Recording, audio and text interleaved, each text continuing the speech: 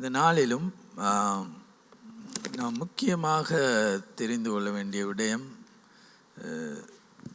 தேவன் தனக்காக ஊழியம்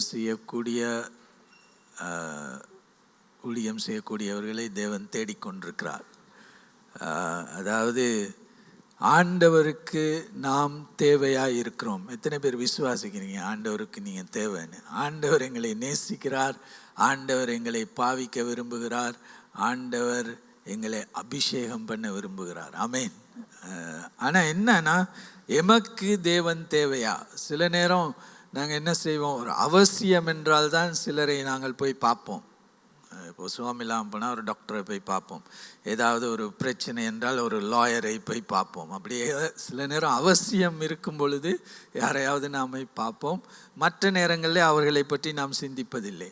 சில நேரம் தேவனும் நம்முடைய வாழ்க்கையிலே அப்படியாக இருக்கக்கூடும். அதாவது ஒரு அவசரம் வரும்போது, ஒரு தேவை வரும்போது நாம் தேவனை தேடலாம். ஆனால் தேவன் பாவிக்கக்கூடிய மனுஷன் எல்லாவற்றுக்கும் மேலாக தேவனை வாஞ்சியோடு தேடுகிற ஒரு மனுஷனைத்தான் தேவனால் அபிஷேகம் பண்ண முடியும். அங்கே பார்க்கிறோம், பேதுரு, ஆண்டவர் இயேசு பேதுருவை பார்த்து கேட்கிறார், இவை எல்லாவற்றுக்கும் மேலாக நீ என்னை நேசிக்கிறாயா? இதெல்லாம் பேதுரு அங்கே ஒரு நிறைய மீன்களை பிடித்து கொண்டு வந்திருந்தான். பேதுரு மீன் பிடிக்கிற தொழில் செய்கிறவன். உடனே பேதுரு, அப்போ ஆண்டவர் அறிந்து கொண்டார் பேதுருடைய மனதிலே என்ன ஓடிக்கொண்டிருக்கிறது. என்னது? இவ்வளவு மீனையும் விற்றால் நிறைய பணம் கிடைக்கும், அதிலே ஆண்டவருக்கு நான் தசம பாகத்தை கொடுத்து ஆண்டவர் என்னை ஆசீர்வதித்தால் இன்னும் நிறைய மீன், என்று மீன் வியாபாரத்தை நான் பெருக்கி இந்த கலிலேயிலே ஒரு பெரிய பணக்காரனாக வந்து விடலாம். ஆனால் ஆண்டவர் என்ன சொன்னார்? இவை எல்லாவற்றுக்கும் மேலாக நீ என்னை நேசிக்கிறாயா? அப்படின்னா என்ன? இந்த மீன்கள், உன்னுடைய வியாபாரம், உன்னுடைய தொழில், எல்லாவற்றுக்கும் மேலாக உன் மீது எனக்கு வாஞ்சை இருக்கிறதா? அதைத்தான் தேவன் அங்கே பார்த்தார். ஆகையால் இந்த காலை வேளையிலே இந்த உலகத்திலே பல பிரச்சனைகள் காணப்படுகிறது, பலவிதமான பிரச்சனைகள். மனுஷர் பலவிதமான வேதனைகள், பிரச்சனைகளுக்கூடாக மனிதர்கள் கடந்து போய் கொண்டிருக்கிறார்கள். அவை எல்லாவற்றுக்கும் தீர்வை தேவன் கொடுக்க விரும்புகிறார். அப்போ தேவன் அந்த தீர்வை கொடுக்கிறதுக்கு யாரை தேடுறார்? ஒரு மனுஷன் அல்லது ஒரு மனுஷியை தான் தேவன் தேடுகிறார். ஆண்டவர் பரலோகத்திலிருந்து ஒரு தேவதூதனை அனுப்பி அந்த பிரச்சனையை தீர்ப்பதில்லை. ஆண்டவர் ஒரு மனுஷனையோ ஒரு மனுஷியையோ பார்த்து தெரிந்தெடுத்து அபிஷேகம் பண்ணி அவர்களுக்கூடாக அந்த பிரச்சனைக்கு ஒரு தீர்வை கொடுக்கிறார். அதுதான் தேவனுடைய திட்டம். அந்த காலத்திலே பாஸ்டர் கோல்டன் அடிக்கடி சொல்லுகிற ஒரு காரியம்தான், God's method is a man or a woman. ஆண்டவருடைய திட்டம் ஒரு மனுஷன் அல்லது ஒரு மனுஷி, இவர்களை பயன்படுத்தி ஆண்டவர் அற்புதங்களை செய்ய விரும்புகிறார். நாம் இதை வேதத்திலே நாம் தெளிவாக பார்க்கிறோம். அங்கே இஸ்ரவேல் ஜனங்கள் அடிமைத்தனத்திலே இருந்த பொழுது அவர்களை மீட்பதற்காக ஆண்டவர் என்ன செய்தார்? ஒரு மனுஷனை தான் தேடினார், மோசேயை தேடினார். இந்த உலகத்துக்கு இயேசு கிறிஸ்துவை கொண்டு வர வேண்டும் என்று தேவன் திட்டம் வகுத்த பொழுது ஒரு ஸ்திரீயை தேடினார், ஒரு பெண். அவள் மூலமாக நான் இந்த உலகத்தை ஆசீர்வதிக்க போகிறேன், ஒரு இரட்சகரை இந்த உலகத்துக்கு அனுப்ப போகிறேன். வெள்ளம் வரும் பொழுது வெள்ளத்தினால் இந்த உலகத்தை அழிக்க போகிறேன் என்று தேவன் தீர்மானம் எடுத்த பொழுது ஒரு பேழையை கட்ட வேண்டும். பேழையை கட்டுவதற்கு உடனே தேவன் ஒரு மனுஷனை தேடினார். யார் அந்த மனுஷன்? நோவா. அதே மாதிரி இஸ்ரவேல் என்கிற ஒரு தேசத்தை உருவாக்க வேண்டும். அதற்காக தேவன் முதலாவது தேவனுடைய திறமை ஒரு மனுஷனை தான், ஆபிரகாம் என்ற ஒரு மனுஷன். அப்போ அதே போல் இன்றைக்கும் இந்த உலகத்திலே பல பிரச்சனைகள் உண்டு, இந்த உலகத்திலே பலவிதமான சூழ்நிலைகள் உண்டு. ஜனங்களை தேவன் விடுவிக்க விரும்புகிறார், ஆசீர்வதிக்க விரும்புகிறார். அதற்காக தேவன் ஒரு மனுஷன் அல்லது ஒரு மனுஷியை தேடுகிறார். என்னத்துக்காக? தன்னுடைய ஆவியினாலே நிறைத்து அபிஷேகம் பண்ணி அவர்களுக்கூடாக வல்லமையான காரியங்களை செய்யும்படியாக. ஆமென். அப்போ அந்த மனுஷி யார்? எல்லாம் நீங்கள் தான். இங்கே அமர்ந்திருக்கிற ஒவ்வொருவரும் தேவனால் பயன்படுத்த முடியும். ஆண்டவர் உங்களை அபிஷேகிக்க முடியும், ஆண்டவர் உங்களை ஆவியினால் நிரப்ப முடியும், ஆண்டவர் உங்களை வல்லமையாக எடுத்து பயன்படுத்த முடியும். அப்போ அதற்காக நாங்கள் என்ன செய்ய வேண்டும்? எல்லாவற்றுக்கும் மேலாக நாம் தேவனை நேசிக்க வேண்டும். எல்லாவற்றுக்கும் மேலாக. அதுதான் முதலாவது. இது தேவன் மீது எங்களுக்கு ஒரு தாகம் இருக்க வேண்டும். ஆண்டவர் மனுஷனுக்கு 2 அழைப்பை கொடுக்கிறார். மோசே ஆண்டவர் வல்லமையாக அபிஷேகம் பண்ணுவார். முதலாவதாக தேவன் என்ன சொன்னார் மோசேக்கு? நீ மலைக்கு மேல் வர வேண்டும். மலைக்கு மேல். அங்கே நாம் பார்க்கிறோம், யாத்ராமம் 19ஆம் அதிகாரம் 20ஆம் வசனம். அதை வாசிப்போம். ஆண்டவர் யாத்ராமம் 19:20. கர்த்தர் சீனாய் மலையிலுள்ள கொடுமுடியில் இறங்கின போது கர்த்தர் மோசேயை மலையின் கொடுமுடியிலே வரவழைத்தார். மோசே ஏறி போனான். ஓகே, அந்த இடத்திலே பார்க்கிறோம், அங்கே தேவன் மலைக்கு மேல் வரும்படியாக மோசேயை அழைக்கிறார். அப்போ முதலாவது தேவன் எம்மை பயன்படுத்த வேண்டும் என்றால் நாம் தேவனோடு தனிமையாக இருக்க கற்றுக்கொள்ள வேண்டும். You have to go up to the mountain and be alone with God. அப்படின்னா என்ன? இங்கே கொழும்புல மலைகளே இல்லை பாஸ்டர், எங்கே போகிறது அப்படின்னா நான் மலை பிரதேசத்துக்கு போகணுமா? இல்லை, மலைக்கு போவதென்ற அர்த்தம் என்றால் மலை பிரதேசம் ஒரு தனிமையான இடம். எங்காவது மலை பிரதேசம் அங்கே அதே ஆட்கள் நடமாட்டம் அதிகமாக இருக்காது. அது ஒரு தனிமையான இடம், அமைதியான இடம். அந்த இடத்திலே தெளிவாக தேவனுடைய சத்தத்தை நாம் கேட்க முடியும். அங்கே எலியா எசபேலுக்கு பயந்து ஓடின பொழுது, அவன் வனாந்தரத்திலே ஓடிக்கொண்டிருந்த பொழுது ஆண்டவர் தேவதூதனை அனுப்பி அவனுக்கு சாப்பாடுகளை கொடுத்தார். பிறகு அவன் அந்த ஹோரேப் என்ற அந்த மலை உச்சிக்கு போன பின்புதான் தேவனுடைய மெல்லிய சத்தம் அவனுக்கு அங்கே கேட்டது. அப்போ மலை என்றால் என்ன? தனிமையான இடம், அமைதியான இடம், எந்த விதமான தொந்தரவும் இல்லாமல் தேவனோடு தனிமையாக இருந்து தேவனுடைய சத்தத்தை கேட்கிற இடம். அப்புறம் அப்படிப்பட்ட இடம் எங்களுக்கு இருக்கிறதா? தேவன் நம்மை பயன்படுத்த வேண்டுமென்றால் முதலாவதாக நாம் மலைக்கு மேல் போக வேண்டும். தேவனோடு தனிமையாக இருக்க வேண்டும். தேவனுடைய சத்தத்தை நாம் கேட்க வேண்டும். அப்பொழுதுதான் தேவன் தன்னுடைய சித்தத்தை எங்களுக்கு வெளிப்படுத்த முடியும். அப்போதான் தேவன் வெளிப்பாடை கொடுக்க முடியும். அப்போ மோசே முதலாவது மலைக்கு மேலே அங்கே போனான். நாங்கள் இந்த யாத்ராமம் 24ஆம் அதிகாரம் 1-2 வசனங்களை நாங்கள் வாசிப்போம். யாத்ராமம் 24, 1-2. பின்பு அவர் மோசேயை நோக்கி, நீயும் ஆரோனும் நாதாபும் அபியூவும் இஸ்ரவேலின் மூப்பரில் 70 பேரும் கர்த்தரிடத்தில் ஏறி வந்து தூரத்திலிருந்து பணிந்து கொள்ளுங்கள். மோசே மாத்திரம் கர்த்தரிடத்தில் சமீபித்து வரலாம். அவர்கள் ரைட். அப்போ இங்கே பார்க்குறேன், இந்த பாடத்தில் பாருங்க, ஆண்டவர் இந்த இஸ்ரவேல் தேசத்தின் மூப்பர்களை அழைக்கிறார். யார் யார்? மோசே, ஆரோன், நாதாப், அபிஹு மற்றும் 70 மூப்பர்கள். இவர்கள் எல்லோரையும் அழைத்து முதலாவது ஆண்டவர் சொல்லுவார், நீங்கள் தூரத்திலிருந்து தேவனை தரிசிக்க வேண்டும். அந்த வசனத்தை வாசிங்க திரும்ப. பின்பு அவர் மோசேயை நோக்கி, நீயும் ஆரோனும் நாதாபும் அபியூவும் இஸ்ரவேலின் மூப்பரில் 70 பேரும் கர்த்தரிடத்தில் ஏறி வந்து தூரத்திலிருந்து பணிந்து கொள்ளுங்கள். தூரத்தில், பக்கத்திலே வந்து விட வேண்டாம்.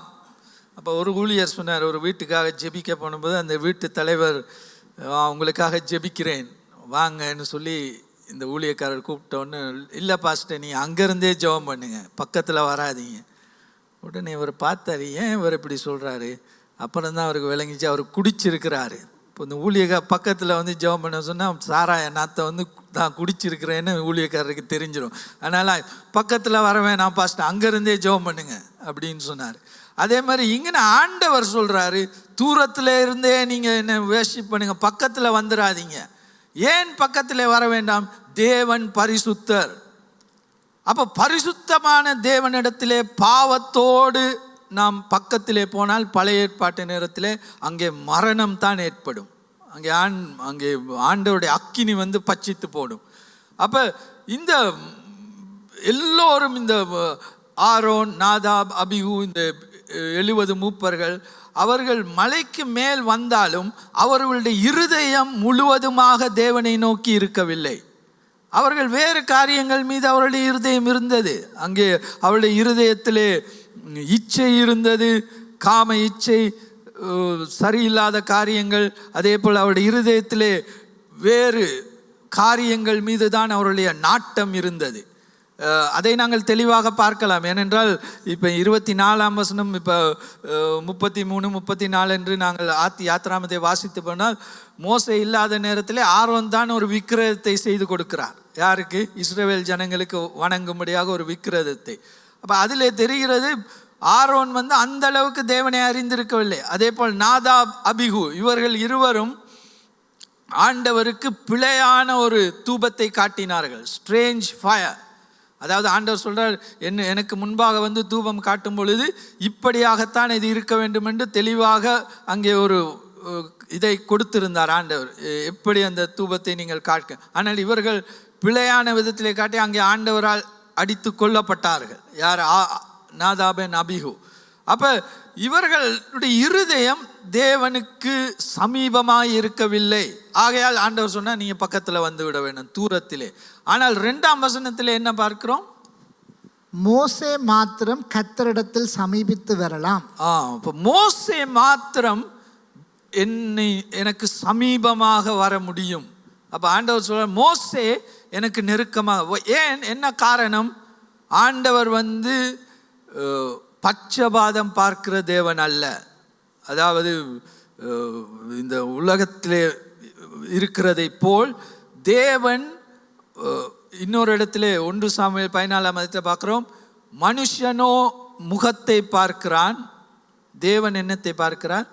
இருதயத்தை பார்க்கிறார். அப்போ மனுஷன் வெளிப்பிரகாரமான காரியங்களை பார்க்கிறான். இவர் படிச்சிருக்காரா, படிக்கலையா, இவர் உயரமா, குள்ளமா, வெள்ளையா, கருப்பா, பணக்காரரா, ஏழையா, இவர் எந்த இடத்துல வாழ்க, இப்படி பலவிதமான வெளிப்புறமான காரியங்களை பார்த்து ஒரு மனுஷன் இன்னொரு மனுஷனை எடை போடுகிறான். ஆனால் தேவன் இருதயத்தை பார்க்கிறார். அப்ப இந்த இடத்திலே மோசே தேவனுக்கு நெருக்கமாக வர எப்படி இருந்தது? தேவன் மோசையின் இருதயத்தை பார்த்தான். அவன் தேவனை தேடினான், தேவன் மீது தாகமாயிருந்தான், தேவன் மீது வாஞ்சையாயிருந்தான். அப்ப அவனுக்கூடாக தேவன் ஒரு காரியத்தை செய்ய ஆசைப்பட்டார். ஆகையால் நான் இந்த காலை வேளையிலே சொல்லுகிறது என்ன? உங்கள் ஒவ்வொருவர் கூடாகவும் தேவன் ஒரு காரியத்தை செய்ய ஆசைப்படுகிறார். God wants to do something through you. ஏதாவது ஒரு காரியம் தேவனுடைய ராஜ்யத்துக்காக. நாம் எல்லோரும் அழைக்கப்பட்டிருக்கிறோம். நாம் எல்லோரும் தேவனால் அபிஷேகம் பண்ணப்பட முடியும். ஆவியானவனால் நிறைந்து தேவனிடத்திலிருந்து அபிஷேகத்தை பெற்று வெளிப்பாடை பெற்று, இன்றைக்கு நிறைய பேர் நம்ம எங்கள் எல்லோருக்குமே செகண்ட் ஹேண்ட் ரெவலேஷன். இப்போ மேற்கத்திய நாடுகளில் எல்லாம் பிராண்ட் நியூ கார்ஸ், புது கார்கள். ஆனால் இலங்கைக்கு வரதெல்லாம் ரீகண்டிஷன். அப்போ சில நேரம் நம்மளோட ஆண்டவரோடு இருக்கிற எங்களோட லைஃப்பும் அப்படி தான். நேராக ஆண்டவர்கிட்டருந்து எங்களுக்கு வெளிப்பாடு கிடைக்காது, எல்லாம் செகண்ட் ஹேண்ட் தான். வேறு யாராவது எடுத்து கொடுக்கிறதை நாம் பெற்று, அப்போ அது நம்முடைய சொந்த ரெவலேஷன் ஆகணும்னா அது நம்ம ஆண்டவர்கிட்ட தெளிவாக நாம் அந்த இதை பெற்றுக்கொள்ள வேண்டும். அப்போ அது கிடைக்கணும்னா என்ன? நம்ம எல்லாத்துக்கும் மேலே மோசே மலைக்கு மேலே போன போது ஆண்டவர் அவனுக்கு வெளிப்பாடை கொடுத்தார், அவனுக்கு 10 கற்பனைகளை கொடுத்தார், தேவனுடைய திட்டத்தை வெளிப்படுத்தினார்.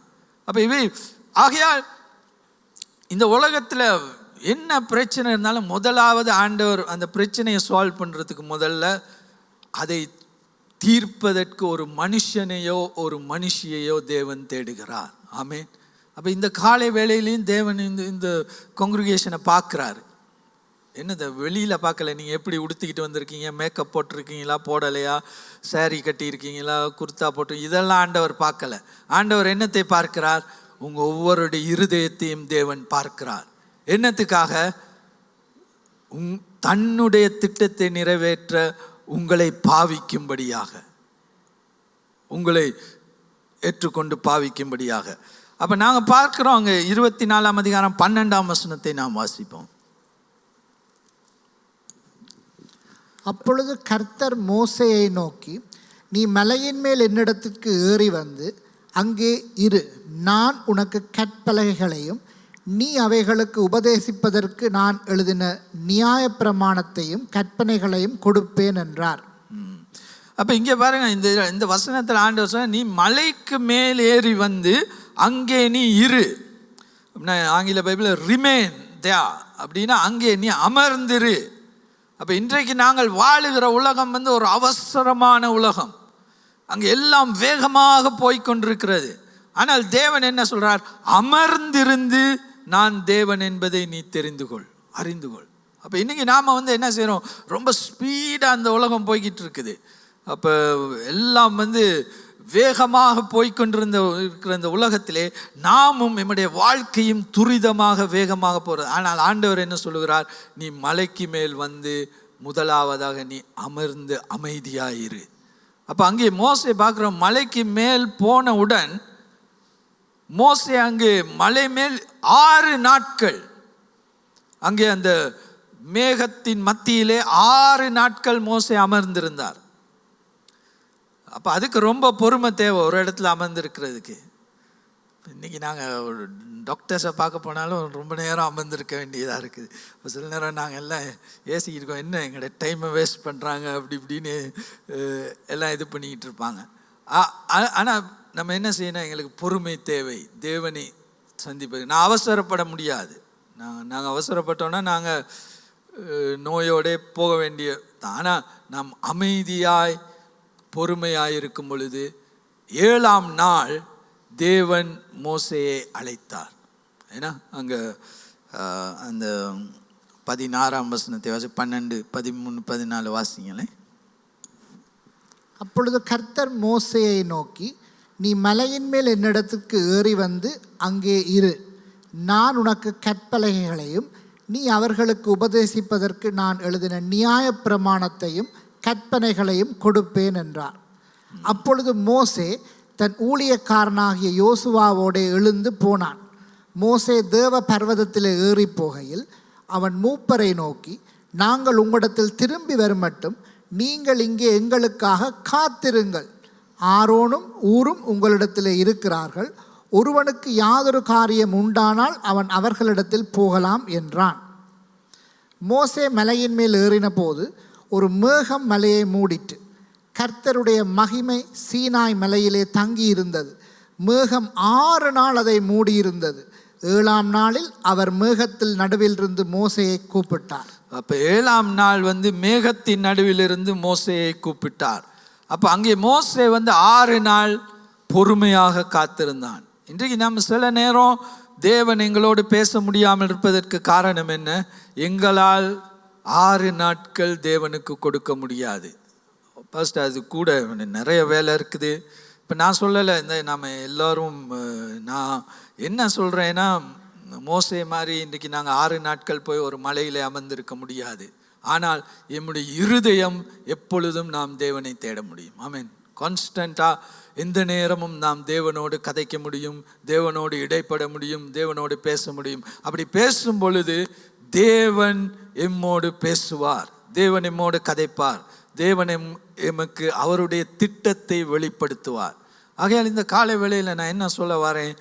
நம்மளுக்கு ஆண்டவர் ஒரு குறுகிய வாழ்க்கையை கொடுத்திருக்கிறார். இந்த குறுகிய வாழ்க்கையிலே நாம் வந்து அதை வீணடிக்கக்கூடாது. வீணடிக்கக்கூடாதுன்னா என்ன? இந்த உலகத்தின் காரியத்துக்காக மாத்திரம் நாம் வாழக்கூடாது.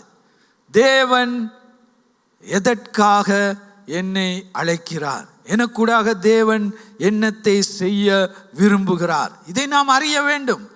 அப்படி நாம் தேவனுக்கு எம்மை அர்ப்பணிக்கும் பொழுது தேவன் எம்மை அபிஷேகம் பண்ணுவார், தேவன் எம்மை பாவிப்பார், எமக்கூடாக மற்றவர்களை ஆசீர்வதிப்பார். ஆமென். அப்போ இது மிகவும் முக்கியம். அப்போ நாம் வந்து இந்த இடத்துல அநேகர் இருந்தார்கள். ஆரோன் இருந்தார், நாதாப், அபிகு, 70 மூப்பர்கள். அவர்களை தேவன் மலைக்கு மேலே அழைக்கவில்லை. காரணம் என்ன? அவர்களுடைய இருதயம் கீழே இருக்கிற காரியங்களை குறித்த சிந்தனையோடு தான் காணப்பட்டது. கீழே என்ன நடக்கிறது. ஆனால் அவர்கள் தேவனை தேடவில்லை. மலைக்கு மேல் போய் தேவனை தரிசிக்க அவர்கள் ஆசைப்படவில்லை. அப்போ ஐ வாண்ட் எக்ஸார்ட் யூ, இந்த கால வேளையிலே நான் உங்களுக்கு சொல்லுகிற காரியம் என்ன? முதலாவது, நீங்கள் ஒவ்வொருவரும் நீங்கள் தேவனுக்கு வேண்டியவர்கள். ஆமீன். ஆண்டவர் உங்கள் ஒவ்வொருவரையும் தேவன் பாவிக்க விரும்புகிறார். அதுதான் தேவனுடைய திட்டம். ஆனால் நாம் அதை வாஞ்சிக்கிறோமா? நாம் அதை விரும்புகிறோமா? இல்லாட்டி ஏதாவது ஒரு தேவையை பூர்த்தி செய்வதற்காக நாம் தேவனை தேடுகிறோமா? அப்போ நாம் அந்த தீர்மானத்தை இந்த காலை வேளையில் எடுப்போம். இப்போ இதில் தெளிவாக நம்ம பார்க்குற ஒரு காரியம் என்னன்னு சொன்னால், ஆண்டவர் ஒரு கட்டத்தில், இப்போ இந்த 24ஆம் அதிகாரம் முடிஞ்சு தொடர்ந்து நாம் வாசிக்கும் பொழுது ஒரு கட்டத்திலே ஆண்டவர் சொல்லிவிட்டார், இந்த இஸ்ரவேல் ஜனங்கள் இருக்கிற இந்த கூடாரங்கள் நிறைந்த இடத்தை விட்டு நான் வெளியே போகிறேன். இங்கே இவங்களோட என்னால் இருக்க முடியாது. ஏன்? தேவன் பரிசுத்தர். ஆனால் இந்த கூடாரத்துக்குள்ளே நிறைய பாவம் நிறைஞ்சு காணப்படுது. இவர்கள் பலவிதமான பாவங்களை செய்கிறார்கள். என்னுடைய மனதை வேதனைப்படுத்துகிறார்கள். ஆகையால் தேவன் என்ன சொல்லுகிறார்? கடைசி ஆண்டவர் சொல்லிட்டாரு. நான் வாசிப்பேன். யாத்ராமும் 33ஆம் அதிகாரம் 2-3 வசனங்களை வாசிப்போம். நான் ஒரு தூதனை உங்களுக்கு முன்பாக அனுப்பி கானானியனையும் எமோரியனையும் ஏத்தியனையும் பெரிசியனையும் ஏவியனையும் எபூசியனையும் துரத்தி விடுவேன். ஆனாலும் வழியிலே நான் உங்களை நிர்மூலம் பண்ணாதபடிக்கு நான் உங்கள் நடுவே செல்ல மாட்டேன். நீங்கள் வணங்கா கழுத்துள்ள ஜனங்கள் என்றார். அப்போ இங்கே ஆண்டவர் சொல்லிட்டாரு, நான் உங்களுக்கு ஒரு பொருத்தனை கொடுத்துருக்கிறேன். என்ன பொருத்தனை? உங்களுக்கு கானான் தேசத்தை கொடுப்பது. அதற்காக ஒரு தேவதூதனை நான் உங்களோட அனுப்புகிறேன். நான் வர முடியாது, இனிமேல் நான் உங்களோட வர மாட்டேன். அப்போ இப்படி சொன்ன பொழுது மோசே என்ன செய்தார்? மோசே உணர்ந்து கொண்டார், தேவனுடைய பிரசன்னம் அவர்களோடு வராவிட்டால் அவர்களுக்கு ஆபத்து. The enemy can attack. சத்துருவானவன் அவர்களுக்கு என்ன சொல்றது, அவர்களை தாக்கக்கூடும். அப்போ மோசே சொன்னார், உம்முடைய பிரசன்னம் இல்லாமல் நாங்கள் போக மாட்டோம். ஆனால் இங்கே முக்கியமான காரணம் என்ன? ஏன் தேவன் நான் உங்களோடு வர முடியாது என்று சொன்னார்? நான் ஒரு தேவதூதனை அனுப்புகிறேன், நீங்கள் போய் கானான் தேசத்துக்குள்ளே போய் அந்த தேசத்தை நீங்கள் பற்றி கொள்ள முடியும், ஆனால் நான் உங்களோடு வர முடியாது. தேவன் சொன்னதன் காரணம் என்ன? ஏனென்றால் இவர்களுடைய இருதயம் தேவனை தேடவில்லை. அந்த இதுக்குள்ளாக நிறைய பாவம் நிறைந்ததாக அந்த இஸ்ரவேல் ஜனங்கள் அங்கே காணப்பட்டார்கள். அப்போ சில நேரம் இன்றைக்கு சபைக்குள்ளேயும் சில நேரம் ஆண்டவர் வல்லமையாக கிரியை செய்ய முடியாததுக்கு காரணம் என்ன? நாம் ஞாயிற்றுக்கிழமை சபைக்கு வந்தாலும் எம்முடைய இருதயம் வேறு காரியங்களிலே நாட்டமாக இருக்கிறது. பலவிதமான காரியங்களை நாடி நோக்கி நாம் ஓடிக்கொண்டிருக்கிறோம். அது மாத்திரமல்ல, அநேகர் அது என்ன சொல்றது, ரகசியமான பாவம், சீக்ரெட் சின், அதிலே அநேகர் சபைக்குள்ளே ஈடுபட்டிருக்கிறார்கள். அப்போ அன்னைக்கு ஒரு ஊழியக்காரர் சொல்லுகிறார், இன்றைக்கு கிறிஸ்தவ சபைக்குள்ளே 50 தொடக்கம் 60% மேலானவர்கள் ரகசியமாக ஆபாசமான படங்களை பார்க்கிறார்கள். இதில் மொபைல் ஃபோனில், கம்ப்யூட்டரில். இது யதார்த்தம், இதுதான் உண்மை. ரகசியமான பாவம். இப்படி இருக்கும் பொழுது தேவன் நம் மத்தியிலே வல்லமையாக கிரியை செய்ய முடியாது. தேவன் நம் மத்தியிலே வல்லமையாக அசைவாட முடியாது. இங்கே இஸ்ரவேல் ஜனங்கள் மத்தியிலே அவர்கள் தேவனை வேதனைப்படுத்தும்படியாக பலவிதமான காரியங்களை செய்த போது தேவன் சொன்னார், நான் இந்த இடத்தை விட்டு போகிறேன், இனிமேல் நான் உங்களோடு வர மாட்டேன், நான் வேணுமென்றால் ஒரு தேவதூதனை அனுப்புகிறேன். அப்போ அதுக்கு இன்றைக்கு அர்த்தம் என்ன? வேணும்னா நான் என்னுடைய ஆவிக்குரிய வரங்கள் இருக்குது. கிஃப்ட் ஆஃப் என்ன, சுகமாக்கும் வரம், பிசாச துரத்துற வரம், தீர்க்க தரிசன வரம், எல்லா வரங்களும் இருக்குது. அந்த வரங்களை வைத்து நீங்கள் ஊழியத்தை செய்யலாம். ஆனால் என்னுடைய பிரசன்னம் உங்கள் மத்தியிலே இருக்காது. அப்படி தேவனுடைய பிரசன்னம் இல்லாமல் தேவனுடைய வரங்களை வைத்து இன்றைக்கு ஊழியங்கள் பலவிதமாக நடக்கிறது. ஆண்டவர் தன்னுடைய ஆவிக்குரிய வரங்களுக்கூடாக பலவிதமான காரியங்களை செய்கிறார். ஆனால் கடைசி நாளிலே ஆண்டவர் அவர்களை பார்த்து என்ன சொல்லுவார்? உங்களை நான் அறியேன். ஏனென்றால் உங்களுக்கு என்னோடு ஒரு நெருங்கிய தொடர்போ ஐக்கியமோ இல்லை. அப்போ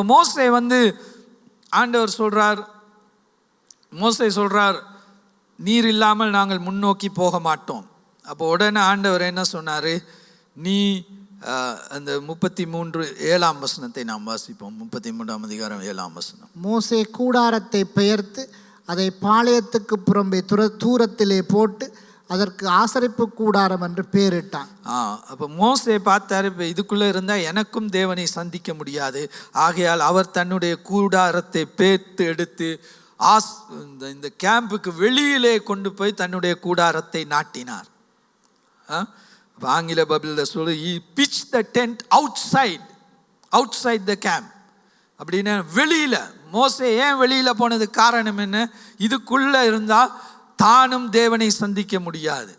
அப்போ நாம் ஒரு தீர்மானத்தை எடுக்க. மோசே யோசுவா சொன்னார், நான் ஒரு தீர்மானம் என்ன, நானும் என் வீட்டாரும் தேவனை நாம் சேவிப்போம். அப்போ நாம் ஒரு தீர்மானத்தை எடுக்கணும். யார் எந்த வழியில் எப்படி போனாலும் பரவாயில்லை, நான் முழு இருதயத்தோடு தேவனை தேடப் போகிறேன்.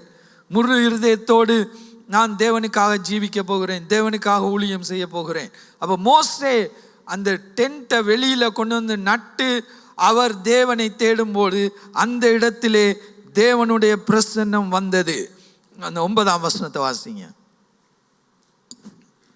மோசே கூடாரத்துக்குள் பிரவேசிக்கையில் மேகஸ்தம்பம் இறங்கி கூடார வாசலில் நின்றது. கர்த்தர் மோசேயோடே பேசினார்.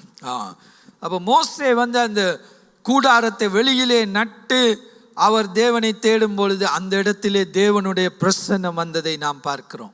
ஆமென். அப்போ நாங்கள் வந்து இந்த காலை வேளையில் தேவன் நமக்கு சொல்கிற காரியம் என்ன? நாம் மோசேயை போல் ஒரு தீர்மானத்தை எடுக்க வேண்டும். ஏன்னா இந்த உலகத்தில் நிறைய தேவைகள் இருக்குது, சபைக்குள்ளே நிறைய தேவைகள் இருக்குது. ஆனால் ஆண்டவர் ஒரு மனுஷனையோ மனுஷியோ தேவன் தேடிக்கொண்டிருக்கிறார். எதற்காக? தன்னுடைய காரியத்துக்காக பயன்படுத்தும்படியாக. அப்போ அங்கே சொல்ற, I have sought for a man. அப்போ ஆண்டவர் இன்றைக்கு ஒரு மனுஷியை தேடுகிறார். எதற்கு? மலைக்கு மேல் வரும்படியாக.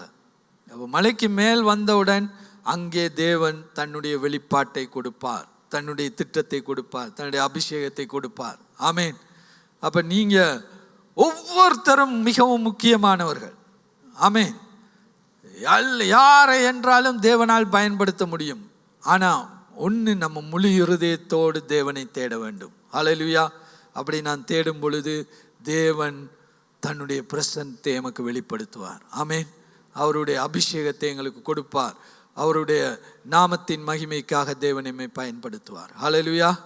ஆகையால் இந்த காலை வேளையில் நான் கொஞ்ச நேரம் எல்லோரும் நம்முடைய இருதயத்தை கர்த்தருக்கு நேராக திறப்போம்.